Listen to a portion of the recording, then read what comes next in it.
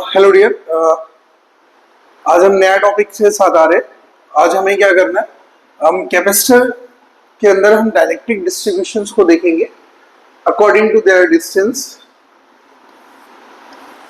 ठीक है, according to their area. तो यहाँ पे ऐसा देखते हैं कि सेपरेटिंग लेंथ होता है, आपने पीछे भी बहुत सारे टॉपिक्स में पढ़ा हुआ है। वहां पे क्या था, दोनों के बीच में हम एयर रखते थे।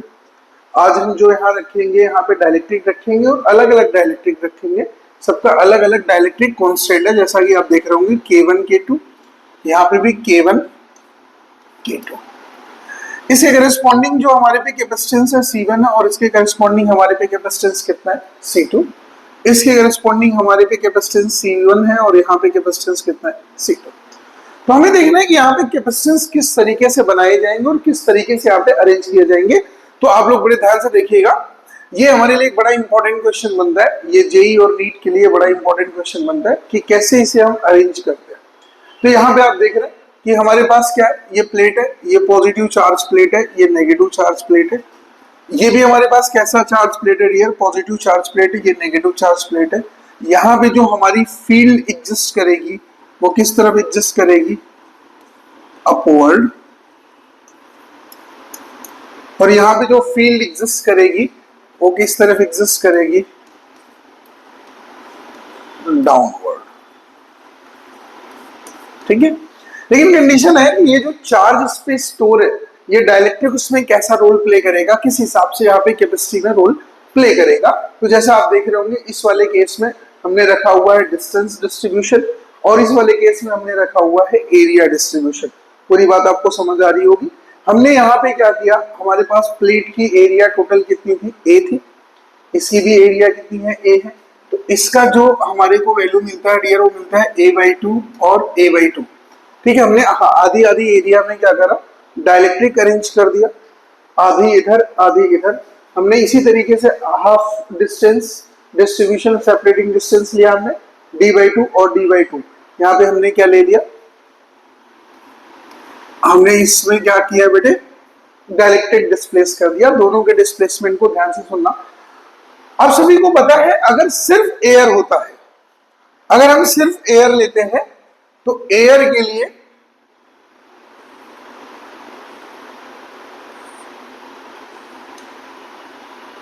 के लिए जो हमारा C था वो था बेटे एप्सिलॉन नॉट A/D। यार एप्सिलॉन नॉट क्या था, सिर्फ परमिटिविटी ऑफ एयर। हमने दूसरा केस लिया, इसमें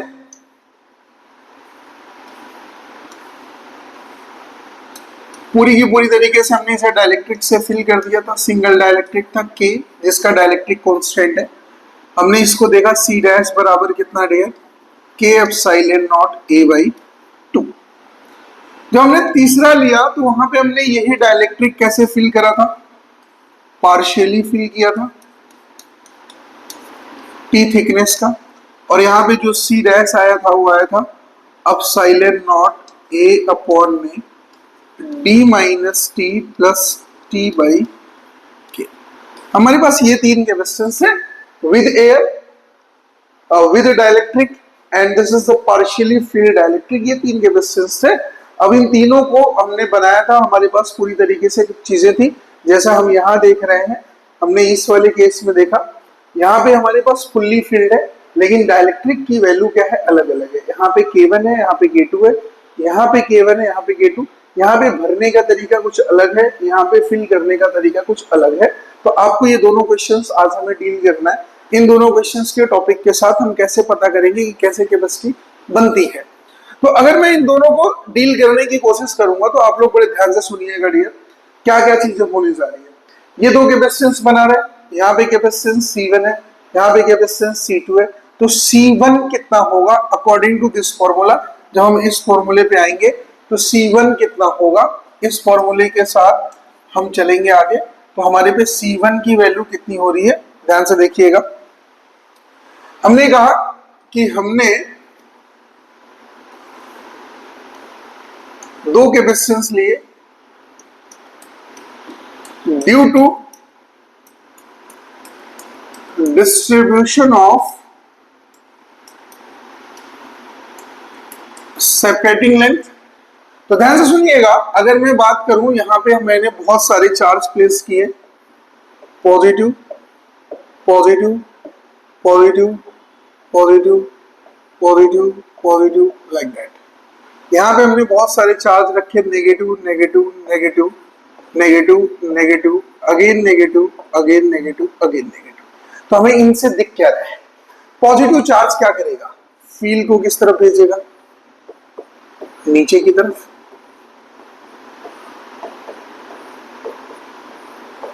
और नेगेटिव चार्ज से एक्सेप्ट कर लेगा।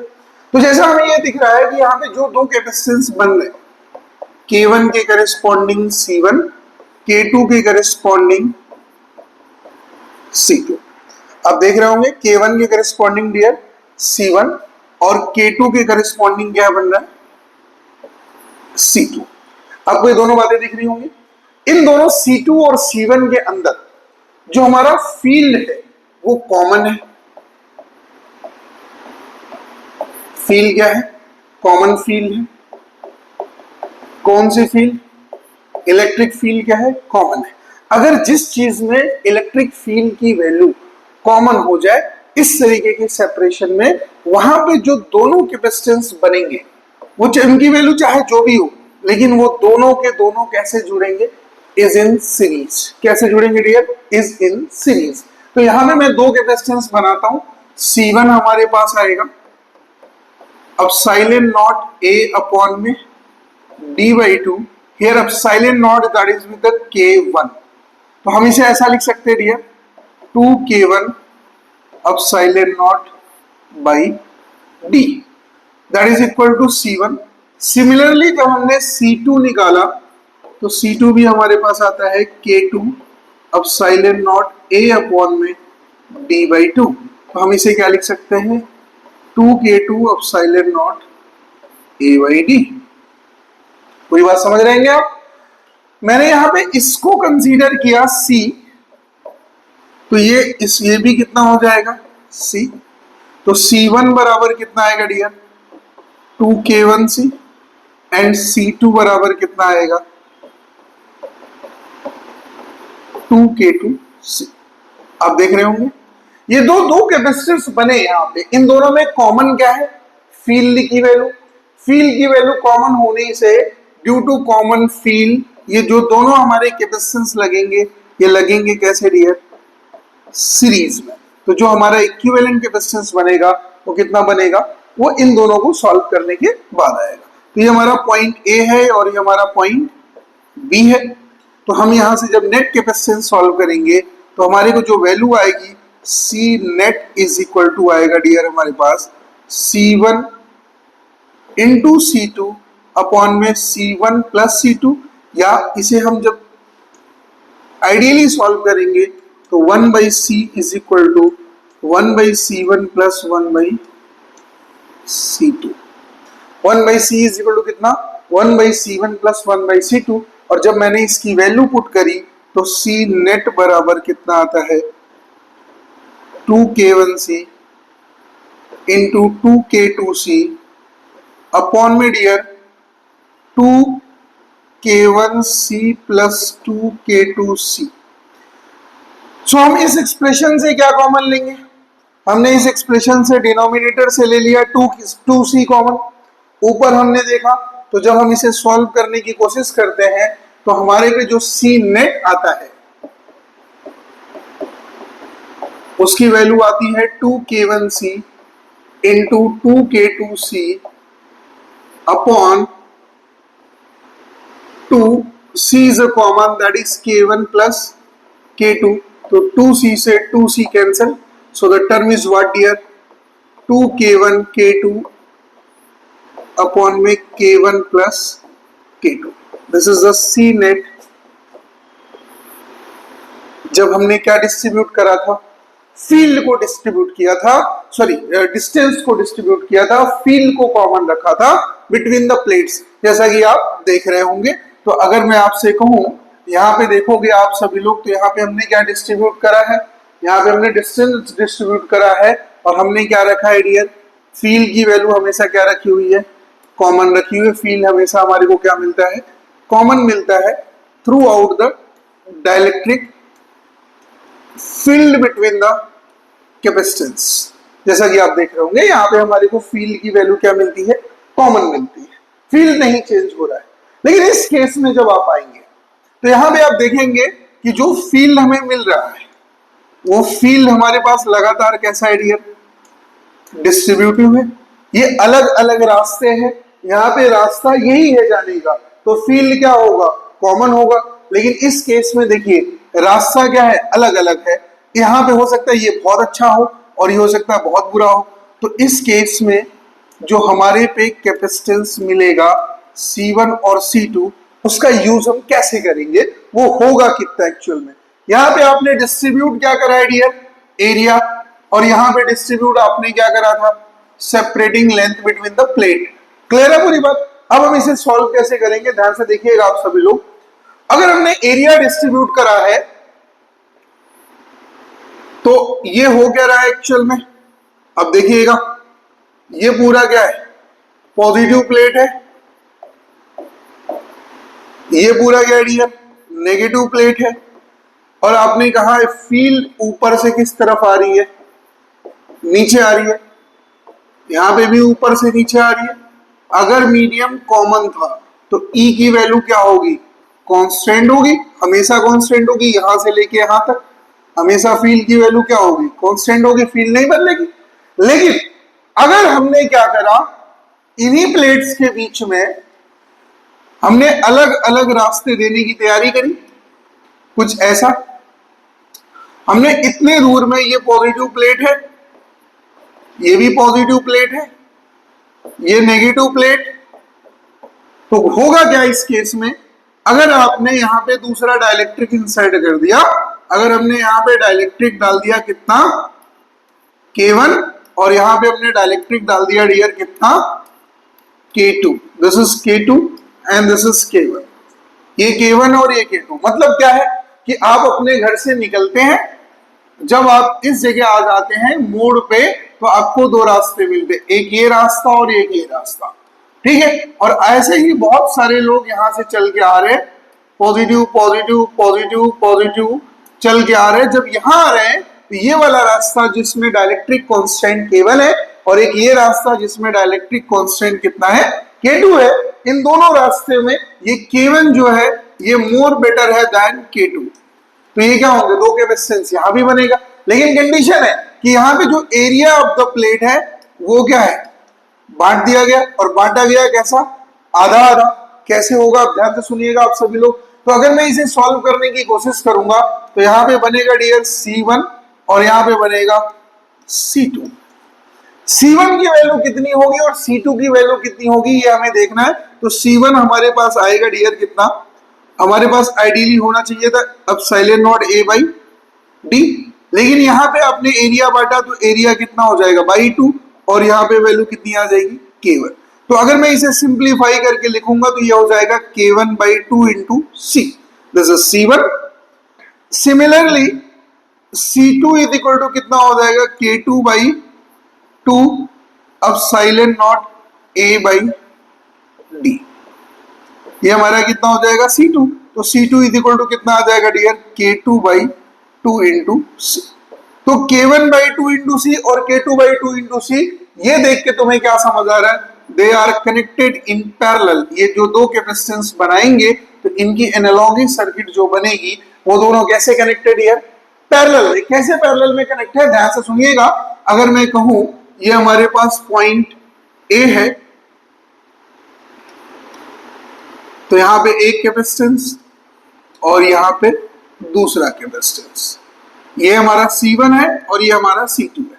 तो इसका मतलब क्या होगा, C नेट बराबर होगा डियर C1 प्लस C2।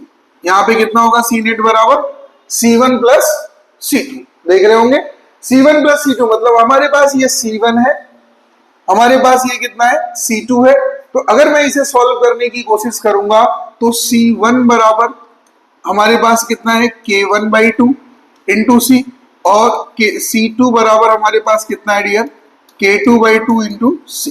तो इसे आप प्रॉपरली अगर सॉल्व करने की कोशिश करेंगे, so what is the step over here, let's consider the point again.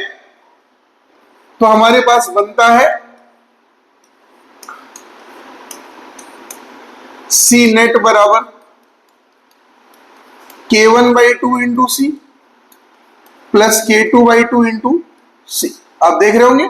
So can I take the C common, तो हमारे पास कितनी वैल्यू आ जाएगी K1 plus K2/2 into dear कितना C. This is what C net. आप देख रहे होंगे ये कितना हो गया K1 प्लस K2/2 इंटू सी। जैसा कि हमने देखा पीछे के सारे स्लाइड्स के अंदर हमने सबसे पहले निकालने की कोशिश करी कितना इसके लिए। तो इसके लिए जो हमारे पास बन के आया, हमारे पास कितना आया सी नेट की वैल्यू 2K1 K2 अपॉन में K1 plus K2 into C. This is C net. यहां पे जो बन के आया सी नेट कितना आता है बन के K1 प्लस K2/2 इंटू सी। अगर इन दोनों एक्सप्रेशन को ध्यान से देखिए तो ये दोनों एक्सप्रेशन आपको कुछ वैल्यू इंडिकेट कर रहे हैं। मैंने कहा मैंने दोनों के अंदर दो K1 equals to K1 does not equal to K2 लेते हैं, इसकी वैल्यू डालते हैं 2 और इसकी वैल्यू डालते हैं 3। दोनों में सेम डाइलेक्ट्रिक इंसर्ट करते हैं, एरिया भी सेम है, डिस्प्लेसमेंट सॉरी सेपरेटिंग लेंथ भी सेम है। तो सी नेट की वैल्यू किसमें ज्यादा आती है? तो हमने सी नेट की वैल्यू की एनालिसिस करने की कोशिश करी। तो मैंने जब वो उठा के यहाँ पे डाला तो के नेट किसमें ज्यादा आता है पहले तो ये पता करते हैं। 2 इंटू 3 अपॉन में 2 प्लस 3 तो कितना आता है 4 3 12 अपॉन में 5। 12 अपॉन में 5 मतलब 2.4। ठीक है। और जब हमने यहां देखने की कोशिश करी तो यहाँ पे जो हमारे पास के नेट आता है उसकी वैल्यू कितनी आती है 2 प्लस 3 अपॉन में 2। तो ये कितना आता है 5/2 दैट इज 2.5। सेम डाइलेक्ट्रिक के लिए इस तरीके का जो अरेंजमेंट होगा उसके पास जो चार्ज स्टोर होगा वो चार्ज की वैल्यू इस तरीके के अरेंजमेंट में के चार्ज से बहुत ज्यादा होगा। अगर मैं कहूंगा सेपरेशन को मैंने डिस्ट्रीब्यूट करा, अगर मैंने दोनों के बीच के सेपरेशन को डिस्ट्रीब्यूट कर दिया तो ये जो चार्ज स्टोर करेगा एरिया के डिस्ट्रीब्यूटेड चार्ज से जो चार्ज स्टोर करेगा उससे बहुत कम होगा। अगर आप d को डिवाइड करते हैं, d को बांटते हैं तो उस समय जो चार्ज स्टोर होगा कैपेसिटेंस में एरिया के टाइम वाले चार्ज से क्या होगा कम होगा। आप यहाँ पे देख रहे होंगे क्योंकि यहाँ पे जो डाइलेक्ट्रिक की वैल्यू है यहाँ के डाइलेक्ट्रिक की वैल्यू से क्या होगी ज्यादा होगी। तो ड्यू टू डाइलेक्ट्रिक कांस्टेंट इसकी कैपेसिटी ज्यादा होगी, इसकी कैपेसिटी क्या होगी कम होगी। तो इस तरीके की कंडीशन से आपको सारी बातें समझ आ रही होंगी कि ये वाला अरेंजमेंट है एरिया डिस्ट्रीब्यूशन वाला। एरिया डिस्ट्रीब्यूशन का जो अरेंजमेंट है इस केस में जो चार्ज स्टोरिंग कैपेसिटी है डिस्टेंस डिस्ट्रीब्यूशन के केस के चार्ज स्टोरिंग कैपेसिटी से बहुत ज्यादा है। आप देख रहे होंगे तो ये आपको इफेक्ट यहाँ पे देखने को मिलेगा। तो अलग अलग तरीके से आप डाइलेक्ट्रिक स्टोर करके बिटवीन द कैपेसिटर आप चार्ज की वैल्यू को क्या कर सकते हैं स्टोर कर सकते हैं। तो आपको ये बात समझ आ रही होगी।